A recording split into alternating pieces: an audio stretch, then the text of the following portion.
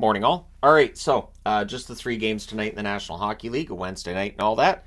So, news and preview video in one to start off the day.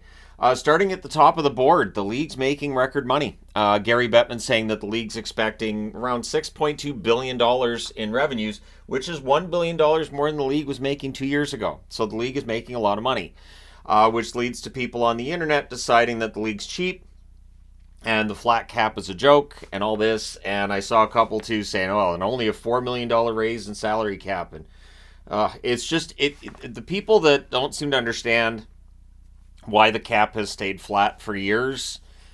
I don't know, it leads me to think maybe I should make a video on it, but I've done videos on it. People that decide the league is just crooked and that they're doing everything they can to make sure players don't make good money, there's nothing you can tell them. So the reality is that the league's flat cap is done this summer. We're going to see pretty substantial raises in the cap this year, and then it's expected to raise substantially next year as well. The expectation is around $87 million this year and around $91 million next year is where we're going to see the cap raise to. So, and then at that point, everybody can just get mad and say that the players are greedy. It seems like people go back and forth. You'll see people saying, oh, this player's not a team player and he's greedy, and then people saying the league's really cheap and they won't raise the salary cap, and then the same people will get mad because there's another team that's paying above the salary cap, and there's a bunch of teams above the salary cap. But anyway, yeah, we're all economic experts though when it comes to sports, aren't we? It's just like we all turn into fashion experts. I don't like that color. Nah, those stripes are just all off. That's terrible. We all turn into fashion experts with jerseys and just the general gear that players wear. Also, it's been revealed that the Four Nations Cup will shut down the NHL next year from February 9th till February 22nd. So for anybody, yours truly included, that might be planning on when they're going to take some kind of a vacation, that gives me pretty big leeway there. That's kind of fun that the league's going to shut down for that long.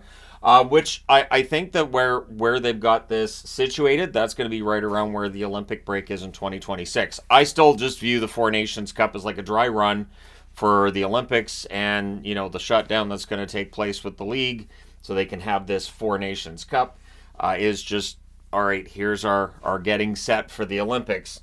And it gives us a view of what best on best is going to look like before we get to the real thing at the Olympics. So fingers crossed that all goes off without a hitch. And I'll be interested to see how the schedule looks when it comes out. It looks like that'll probably be in late June. Tyler Seguin is set to play tonight against the Arizona Coyotes. He's been missed by Dallas. Dallas is a team that from one night to the next, you never quite know what you might get. So I guess they're like a box of chocolates. But at any rate, I'm sorry. I'm so sorry for that reference. I do genuinely apologize. So, Sagan's set to come back tonight against the Coyotes. We kind of knew that was the case yesterday with him working line rushes with Duchesne and Marchment. So I assume that's how the line's going to look tonight. Be interesting to see how they do. Minnesota news. Last night, Jonas Brodin went down, and it did not look good. Did not look good as he skated off. According to Michael Russo's reporting, he has not damaged his ACL. So that's the key thing, right? If it's an ACL injury, could be season ending. If he's having an MRI, it's probably not going to be day to day. Maybe it'll be week to week. But for Minnesota, a team that is in the hunt for a playoff spot, and they're right there, just below the playoff line, they're going to need Brodin in the lineup as soon as possible. He's such a huge part of that defense. I think he's one of the more underrated players on the blue line in the NHL. And so hopefully he's not out for that long for Minnesota. So out of last night's games, Vegas has now lost 2 out of 3. And they're down to a 3-point lead on the Wild. They do have a game in hand, and it'll be 2 games in hand after tonight. But will they be 3 points ahead, 2 points ahead, or 1 point ahead coming out of tonight? We shall see. But for Vegas, I think there's real concern. There's real reason for concern. And what's been getting me is just the amount of times that it feels like they're down in the third period and they need to rally. This is not a winning formula. And so while everybody's pointing at their LTIR and everything, I'm looking at the team on the ice and thinking, are they going to make the playoffs? Are they good enough? One turn that I think is concerning is Adin Hill's numbers lately have not been very good. He hasn't looked nearly as good as he did early in the season and, of course, in last year's playoffs. So I do think there's an opening there for Logan Thompson to get the lion's share of starts. But for Vegas, you've got 4 weeks to figure this out. And then after that, I mean, if they do finish in the playoffs, are they going to win a round with their lineup as currently constituted? And yes, Mark Stone could come back in time for the playoffs, but this is a team that needs a lot right now. They don't look the same. So with Nashville's win last night, which seemed to be in jeopardy early in the second period, but by the time we reached the third, there was no jeopardy. San Jose and all that. But yeah, it's a 15-game point streak for the Nashville Predators. That's a team record that they've tied. 2017-2018, they went 14-0-1. I think they're 13-0-2 in this 15-game run. So it's been a really good run for a team that nobody expected that with. The 2017-2018 team, nobody was really that surprised because they'd gone to the Stanley Cup final in 2017. This team, though, this is a surprise. So it's nice to see. And yeah, I think they have 84 points now. It's insane because we still have about a month left in the season. So 3 games on tonight's schedule. One at 7:30 Eastern, 4:30 Pacific, one a half an hour later, and then we've got a late start on the West Coast. So, Toronto against the Washington Capitals. This is the second of 3 meetings on October 24th. Toronto won 4-1. These teams will meet again on March the 28th. So 8 days in between games for them. For Toronto, they're 38-20-9 overall. They're 5-4-1 in their last 10 games. Austin Matthews, 55 goals, 29 assists, 84 points. He's playing pretty well. And for Washington, they slid back below the playoff line with Detroit winning last night. So they're 1 point back at Detroit. They do have games in hand, but this is one of them, right? 33-25-9 overall, 6-4 in their last 10. Dylan Strome's been fantastic and consistent for them, as I mentioned in the Caps video yesterday. 23 goals, 30 assists, 53 points. At 8 Eastern, 5 Pacific, we have the Arizona Coyotes and the Dallas Stars on November 14th. Dallas won in overtime 4-3. These teams will meet again in 4 days on March the 24th. So for Arizona, they're 28-35-5 overall. They're 5-5 in their last 10. Clayton Keller, 27 goals, 32 assists, 59 points. Very good numbers for Keller. For Dallas, they are 2 points now behind Colorado and Winnipeg, who both won last night, so they're trying to keep pace. They're 41-19-9 overall. They're 6-3-1 in their last 10. And yeah, they're like a box of chocolates. Robertson, 23 goals, 45 assists, 68 points for him. Surprised at Robertson's goal numbers being lower. It just feels like he's having an off year goal scoring wise. He should still be in the 40 goal range. It has him going in the net for him. 10 Eastern, 7 Pacific start between the Minnesota Wild and the LA Kings. So for the Kings, if they lose against Minnesota, they might be making things more miserable for Vegas, but they also make things a little bit easier for Vegas in that Vegas is chasing LA for that third spot. So if LA wins, they do themselves the ultimate favor, not having to worry about what anybody else is doing. So for Minnesota, as previously mentioned, 3 points behind Vegas. They're 34-27-8. 6-2-2 in their last 10. Kaprizov's been fantastic lately. 36 goals, 41 assists, 77 points. But for Minnesota, they lost against LA 7-3. That was on October 19th, though a lot's happened since then. These teams will meet again on April the 15th. On the LA side, they're 35-22-11. They're 6-3-1 in their last 10. Kevin Fiala, 22 goals, 38 assists, 60 points for a team that doesn't have anybody anywhere near a 100-point score or anything like that. But LA scores by committee, so that can be tougher to shut down. So, in this morning's news as well, of course they're going to ask about Arizona. And there's all this discussion about what could happen and what will happen. And the league's not discussing plans if the auction fails in June. They don't want to talk about it. Bettman's saying we wanted to be in a new arena by now, but it hasn't happened. And also, when asked about, so would you even have time to relocate the team if the auction fails in June, Bill Daly answered with probably not. The league doesn't say, under no circumstances could we potentially move the team. And that's the thing. Coyotes fans get mad because we talk about them moving the team and that could happen. Because, well, no, if it fails, then you sell the team and then a new guy comes in and then he has a chance to build a building and then da-da-da-da-da-da-da. The problem with that is, and I'm not saying it couldn't happen, is that's the story we've had in Arizona for decades, where they've gone through owner after owner after owner after owner. And if the rest of the league owners who meet in June as well, if this auction fails, if the other owners, the other 31 owners get together and say, you know what, we're done. We want to pull the plug. What Bettman wants is one thing, But if the entire league's ownership structure says this doesn't work, can we have owners in Salt Lake City that want a team, we have owners in Houston that want a team, or wherever, then what are you going to do? So they don't want to stay in the mullet long term, obviously, and they need a new building. And so if this fails in June, it does feel like we are in the closing stages potentially of either fully resolving this for good so it goes away, or yeah, we may see relocation. And I know it makes fans angry in Arizona, and I know Craig, I follow Craig Morgan. I know what Craig Morgan says. I also know that there's other information out there, and the league is completely opaque as to what the plan is. And it feels like there are some owners who might be about tired of all this. So we shall see. And I know fans have very dramatic opinions about this. So again, in June, we'll revisit this topic and see if they win the auction. If they don't, if any other red tape comes up, because there is that potential. There is that potential that red tape could get in the way of a purchase. And so we will see.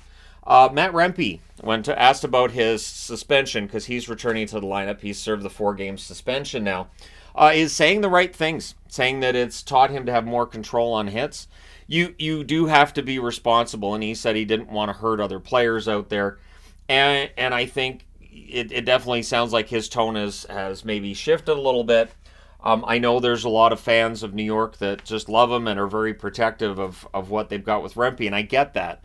But Rempe, I've seen a lot of players come into the league like this. You need to have that control over your play just a little bit. I'm not saying to take the edge out of it. You have to have that control in your play, or you're going to find yourself getting suspended regularly, and then you may find yourself out of the league. A team may decide, guy gets suspended too much, drags too much attention to himself. So what can happen is, even if Rempe isn't necessarily a guilty party in a certain situation, a referee might look over and go, well, he's there, so clearly, and then the arm goes up and it's a penalty. And that's what happens with Bunting, who's now in Pittsburgh. It happens with Marchand too, and I know people don't like it when I say it, but it does. And when people say, well, that's right, because his reputation, and that's all I'm arguing, is that reputation calls do take place in the National Hockey League. When something breaks in your house and you go and you're like, I can't prove that this kid broke it, but I know this kid broke it, so you broke it. But at any rate, so unfair being a parent. But at any rate, it's so unfair to the kids. But yeah, Rempe saying the right things coming back from suspension, and hopefully we do see him. And I'm not saying to take the hitting out. I'm not saying to stop fighting, but he needs to just dial it down a little bit. And now we're dealing with this too, so I did have to save this for last. First off, if you're struggling with feelings about depression or any kind of self-harm stuff, talk to people. Don't be ashamed to talk to people, and don't be ashamed to get help. There is no shame in getting help. If your shoulder was hurting, you'd go to a doctor for that. If you've got knee problems, if you got arthritis, there's no shame in that. But for some reason, we have this stigma that if there's something wrong here and you can't figure out what it is, and you can't escape these thoughts that are haunting you daily, that somehow that makes you weak, or somehow that makes you less of a man, and it's absolute garbage. So if you're feeling that way, get help, because if in the case of Chris Simon and Konstantin Koltsov, that's 2 players in 2 days. Koltsov, and I meant to have it in the news video yesterday, Konstantin Koltsov, and I realized after the video had gone live that I had forgot to put it up there. But Konstantin Koltsov reportedly took his own life, and now it's come out that Chris Simon, who his family says has been dealing with CTE, and CTE, of course, is a huge hot button issue when it comes to former National Hockey League players. And there are definitely current National Hockey League players that will have that struggle after they retire as well. It's not necessarily a fighting-related injury. However, it seems like enforcers are the ones that are focused on the most with this. And I think it's the physical game they play. I don't think it's just fights. I think it's the physical game you play, the amount of hits, the amount of punishment your body takes. And so it leads to depression. It leads to these kinds of issues. So in the passing of Chris Simon and Konstantin Koltsov, one thing that's been getting highlighted a lot too is that former players don't always feel like they get the support from the NHL that they should. Whether it's financial for medical bills, this kind of thing, they don't necessarily get the support we might think that they should or they would. So it is another reminder that while we're seeing fewer instances of this when it comes to, and I mean, as a pro wrestling fan as well, there are a lot of wrestlers who passed way too young. So it's not as common now as what it was 20 years ago, but one's too many. So it is my hope that we don't see this very often, and it is my hope that anybody watching this will get help if they need it. We talked a lot over the last year, almost a year now. There was a subscriber to the channel who used to come to meetups, took his own life, and it's still there's that ripple effect there. Like, I'm friends with his mother, and Yvonne and I keep in touch with her, and we've been, we were sure to make. We were sure to tell her that if there's anything she needs, but I mean, you can't replace a person. You can't make up for the loss of a person. So once that decision, once that process has taken place, you can't go back and fix it. So if you're in that place, get help, and don't be ashamed of it. Don't be ashamed of the fact that you're dealing with these things. Personal demons are real. I've had those struggles. It's one of the reasons why I'm as transparent about it as I am. I definitely talk about it on the other channel as well. I think it's just really, really important to discuss this, and I think it's important to get that stigma out. So all my thoughts with Chris Simon's family and friends, and definitely with Konstantin Koltsov's as well. Koltsov didn't play as many games in the NHL as Simon, but he may very well have had CTE as well. We don't know enough about this illness. We don't know enough about what these players are going through necessarily, and I think in part there's other players that are going through it, but feel like there's that stigma attached, like, well, I can't really tell people what I'm going through because it's going to make me look weak. And I think we need to get that out. Anyways, thank you guys so much. Remember, as long as you're here, you're here. If you're not here, you can't see who wins the Stanley Cup. You want to see who wins the Stanley Cup. You want to see who's going to be the number one draft pick. You want to watch sunrises. You want to travel. You want to do stuff. Focus on that stuff. And again, reach out, talk to people. There are resources. And if anybody's in a situation like, I don't know what resources I have, there's definitely ways to look online. There's definitely places to look. And all of the best to everybody watching this video. I hope you're having a good day today. And if you're not, tomorrow will be another day. So thank you guys so much for all your support as always. Don't forget to hit like and subscribe if you haven't done so thus far. I will talk to you again soon.